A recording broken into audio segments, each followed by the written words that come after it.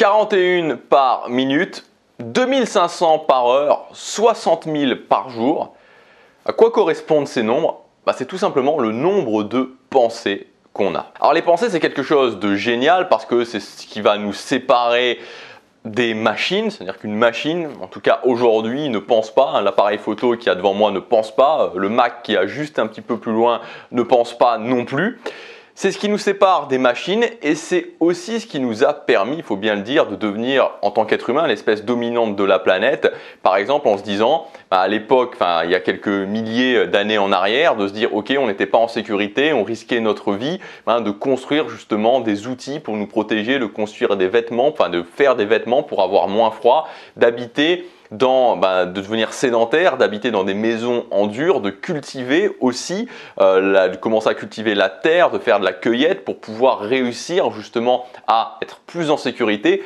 Tout ça, ça vient de nos pensées, de notre capacité à réfléchir, de notre intelligence finalement, puisque les pensées c'est aussi l'intelligence, notre capacité à trouver des solutions à des problèmes précis. Mais les pensées sont aussi quelque chose, et particulièrement aujourd'hui dans notre société moderne, qui peuvent être extrêmement limitantes. Alors vous savez, je suis quelqu'un d'extrêmement pratique et ma vision de l'amélioration personnelle, ma vision de créer la vie qu'on veut, de devenir acteur de sa vie, est elle aussi quelque chose d'extrêmement pratique, basé sur les résultats. Je ne suis pas du tout dans cette optique du gourou à rasta en robe blanche en train de jouer de la flûte de Pan et d'essayer de prendre le contrôle de ses pensées, c'est pas du tout moi. Et donc dans cette vidéo, je ne vais pas vous expliquer comment apprendre à méditer et prendre le contrôle de vos pensées, mais je vais vous apprendre à faire en sorte que vos pensées ne deviennent plus un facteur limitant pour faire ce qui est important pour vous et surtout ne vous mettre pas dans l'immobilisme, dans la donnée qui est la plus importante, à savoir le quotidien. Donc au final, vos pensées ne vous empêchent pas d'avoir des résultats.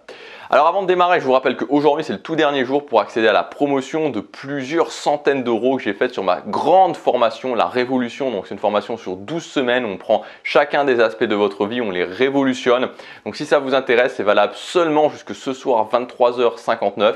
C'est vraiment, alors je le dis, c'est pas pour tout le monde, c'est pour les gens les plus ambitieux, ceux qui veulent vraiment faire en sorte que 2020 y ait pas juste l'idée du changement, mais un réel changement. C'est le premier lien dans la description. Premier point, pour faire en sorte que vos pensées ne vous limitent plus, c'est tout simplement vous organiser. Parce que vous savez, je vous disais que je suis quelqu'un d'extrêmement pratique, mais la réalité c'est que plus on est dans l'action et moins on a tendance à penser. Et pour vous dire ça, un moment où je m'en étais vraiment aperçu, c'était que vous savez, j'étais salarié pendant 5 ans, je travaillais dans un fast-food et je me souviens, donc c'était aussi une période où je me développais beaucoup socialement et à un moment donné, j'étais sorti d'une rupture qui était un petit peu difficile et ce qui s'était passé en fait, c'était que j'étais vraiment déprimé. Ce jour-là, j'étais déprimé, je m'étais levé le matin, j'étais déprimé. Bon, j'étais vraiment encore, j'étais même pas dans l'idée d'améliorer ma vie, etc. J'étais plus à cette époque-là juste dans l'idée de m'améliorer socialement. Donc, j'avais pas vraiment de gestion de mon mental et de processus. Et donc, j'étais vraiment déprimé. Mais vraiment, je me sentais pas bien ce jour-là. Je m'en souviens encore, je me sentais vraiment pas bien. Et j'avais tendance à auto-alimenter ça en écoutant des musiques et tout. Et ce qui s'est passé, c'est que j'ai été faire ma journée de travail et vraiment au début de la journée de travail, je me sentais tellement pas bien que j'avais presque envie de pleurer. Vraiment, j'avais envie de pleurer, j'étais là en train presque de ravaler mes larmes et je faisais un 12-20 ce jour-là, je m'en souviens encore. Et à la fin de la journée, ce qui s'est passé, c'est que la journée était passée, j'avais presque pas pensé et que je me sentais mieux. Et ça a fait réfléchir ce jour-là en me disant que quand on est dans l'action, on a beaucoup moins tendance à penser. Et oui, c'est pas agréable. Oui, on a envie, vous savez, de se poser et de rester sur le canapé. Mais ça va nous servir à rien si ce n'est d'alimenter nos pensées. Donc, quand j'ai des pensées qui peuvent être négatives, ce qui compte le plus, c'est de me dire, ok, j'ai mon organisation, je tiens mon organisation, je la tiens. Et c'est difficile, vraiment c'est difficile. On a toujours cette voix qui nous dit, allez, arrête-toi, allez, c'est pas si grave, allez, mets-toi sur le canapé, repose-toi. Non, je fais ce que j'ai à faire. Et même si c'est moins bien qu'habituellement, même si je le fais que c'est très difficile, même si je le fais en pleurant, je le fais quand même. Parce que ça va me permettre de quand même avancer.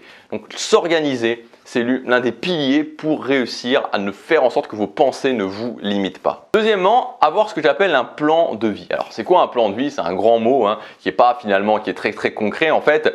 C'est le fait de dire, ok, dans ma vie, voilà les objectifs que je veux atteindre et voilà les problèmes aussi qui sont dans ma vie que je voudrais résoudre. Et moi, j'aime vraiment voir cette façon, les choses de deux façons différentes. C'est à la fois quels objectifs je veux atteindre et à la fois quels problèmes je veux résoudre. Et que ça se soit noté, pas besoin qu'il y en ait 250, je veux dire 2-3 objectifs, 2-3 problèmes à résoudre, et que pour chacun des objectifs et chacun des problèmes, j'ai la liste d'actions, les choses que je fais au quotidien dans mon organisation pour aller au-delà de ça, atteindre mes objectifs, aller au-delà des problèmes.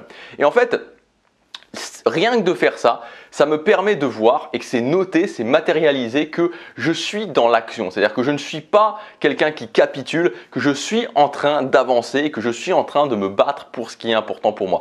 Et rien que ça me permet de me remettre dans un état d'esprit qui est beaucoup plus positif. Troisième chose, c'est en fait en 2 points. Premièrement, quand j'ai des pensées négatives, quand j'ai des pensées toxiques, m'apercevoir que je suis en train de partir dans un mode négatif, dans un mode toxique. C'est-à-dire qu'il y a quelque chose qui ne va pas, j'ai un problème.